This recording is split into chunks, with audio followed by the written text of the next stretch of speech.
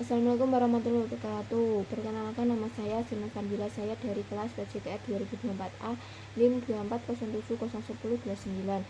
Di sini saya akan menjelaskan beberapa soal di buku Aswaja. Dan sebelumnya adalah materinya adalah Islam Nusantara. Ya, Islam Nusantara adalah yang digunakan untuk menggambarkan bentuk Islam yang berkembang di wilayah Nusantara Indonesia dan sekitarnya dengan karakteristik dan nuansa lokal Islam.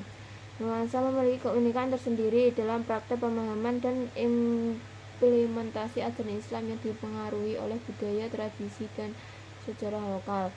Beberapa karakteristik Islam Nusantara antara lain yaitu toleransi, kearifan lokal, praktek keagamaan yang beragama, dan beberapa faktor yang mempengaruhi Islam Nusantara seperti sejarah penyebaran Islam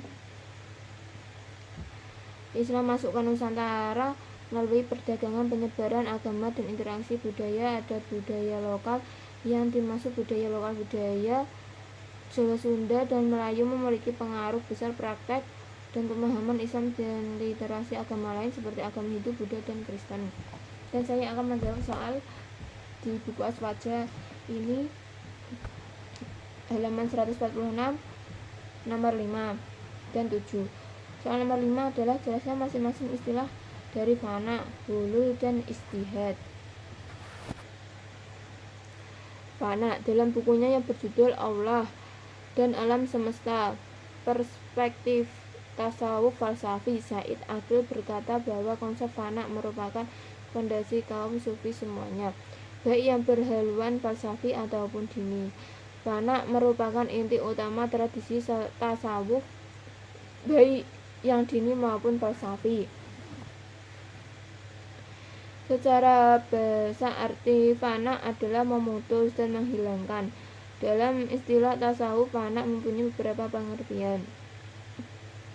1. Meleburkan sifat-sifat nafsu atau hilangnya sifat-sifat tercela. 2. Meleburkan keinginan-keinginan duniawi.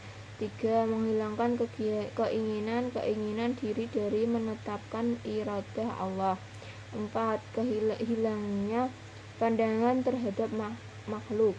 5. Hilangnya perasaan dan kesadaran. Dalam keadaan ini, sufi tidak dapat merasakan anggota tubuhnya, nafasnya, dan alam di sekitarnya. Menurut Al-Kusyairi, dalam keadaan fana, jenis ini bukan berarti nafas dan makhluk lenyap. Keduanya tetap ada, akan tetapi seorang yang fana lupa dan tidak menyadari dirinya dan seluruh makhluk yang ada. Al-Kusyairi memberi gambaran pemahaman tentang fana dengan pengertian ini dengan kisah para wanita-wanita Mesir tatkala melihat Nabi Yusuf. Tatkala mereka melihatnya, mereka lupa terhadap dirinya. Bahkan mereka tidak merasakan rasa sakit sama sekali ketika mereka tanpa dirinya. Bahkan mereka tidak merasakan rasa sakit sama sekali ketika mereka tanpa mengupas tangan mereka. Keadaan fana ini tidak langgeng. Setelah fana,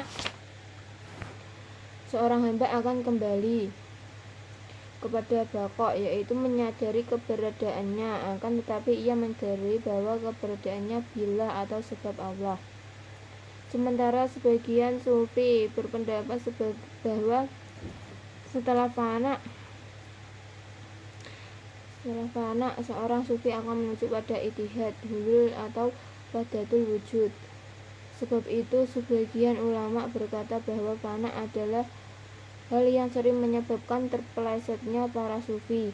Al-Tusi dalam kitab Al-Lumah berkata bahwa di antara bahaya setelah keadaan fana ini adalah salah sangkanya seorang sufi bahwa fana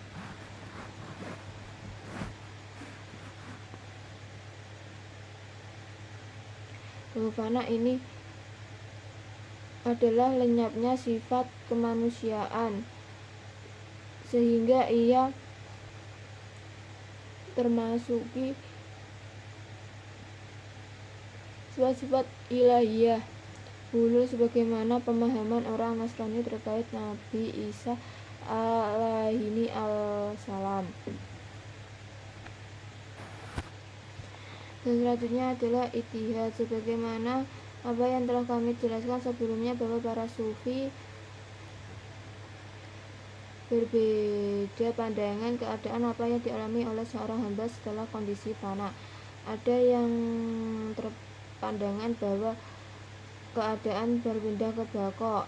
Ada juga yang berpandangan keadaan yang akan menuju kepada ittihad hulul atau kewadah al-wujud. Ittihad berasal dari lafal iutahada, kemudian karena proses i'la menjadi ittihada yang mengikuti wazan ifta'ala yang berfaidah mutawa'ah. Makna dari ittihad adalah bersatu. Menurut istilah, ia adalah sebuah kondisi layaknya diri seorang hamba di dalam apa yang dia pandang, yakni bersatunya hamba dengan Allah al-Haq. Pandangan tentang ittihad ini pertama kali diperkenalkan oleh Abu Yazid al-Bastami. Dia berkata, aku telah keluar dari al-Haq menuju al-Haq sehingga dia memanggil diriku dalam Ya'man anta ana wahabi zat yang dirinya adalah aku. Banyak ulama berpendapat bahwa banyak perkataan yang dinisbatkan kepada Abu Yazid al-Bastami tidak benar termasuk paham tentang ittihad. Menurut Al-Kusyairi al-Bastami dalam bertasawuf berpegang teguh kepada Alkitab dan Al-Sunnah.